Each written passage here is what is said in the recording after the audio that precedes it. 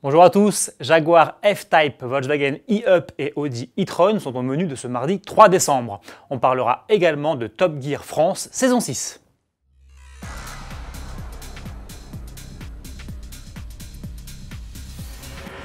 Lancée en 2013, la Jaguar F-Type a droit aujourd'hui à un deuxième restylage après celui très léger opéré en 2017.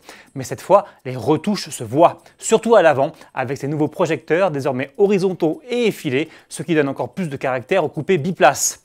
À l'intérieur, le modèle gagne aussi un combiné d'instruments de 12,3 pouces, désormais 100% numérique, ainsi qu'un nouvel écran central tactile, dont la taille passe de 8 à 10 pouces. Les évolutions se poursuivent également sous le capot, puisque si la F-Type est toujours disponible avec un 4 cylindres 2 litres turbo de 300 chevaux, une nouvelle version de 450 chevaux fait son apparition.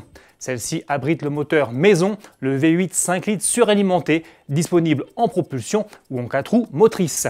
Dans le même temps, le V6 disparaît du catalogue français, alors que le haut de gamme est désormais assuré par la version R, dont la puissance du V8 passe de 550 chevaux à 575 chevaux et le couple de 680 à 700 Nm, soit les mêmes valeurs que l'ancienne déclinaison SVR. Toujours dotée de la transmission intégrale, la nouvelle F-Type R reçoit également une boîte automatique à 8 rapports et un châssis amélioré pour un 0 à 100 km/h expédié en 3 secondes 7 et une vitesse de pointe limitée à 300 km/h. Avis aux amateurs, la Jaguar F-Type restylée, qui est proposée en coupé mais aussi en cabriolet, est disponible à la commande. Comptez au minimum 64 490 €. On change d'univers avec la petite e-Up de Volkswagen qui se lance aujourd'hui sur le marché français. La citadine zéro émission s'y affiche à partir de 23 440 €, bonus de 6 000 € non déduits. C'est 1 520 et 1 840 € de plus que ses cousines les Seat Mii et Skoda Citigo électriques, avec lesquelles elle partage le même moteur de 83 chevaux et la même batterie de 32 kWh pour une autonomie d'environ 260 km.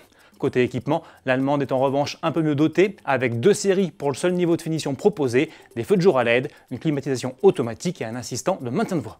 On poursuit dans le 100% électrique avec l'Audi e-tron. 9 mois seulement après son lancement, le SUV profite déjà d'une petite mise à jour technique. La marque Osano annonce avoir optimisé la transmission et le freinage, amélioré le système de refroidissement et réalisé des ajustements logiciels. Résultat, le modèle gagne environ 25 km d'autonomie. Dans sa version haut de gamme 55 Quattro, la seule pour le moment disponible, l'e-tron pourra ainsi parcourir jusqu'à 436 km. Son prix reste lui inchangé à 83 880 €. Pour terminer, sachez que Top Gear France reviendra bientôt sur RMC Découverte, canal 24 de la TNT.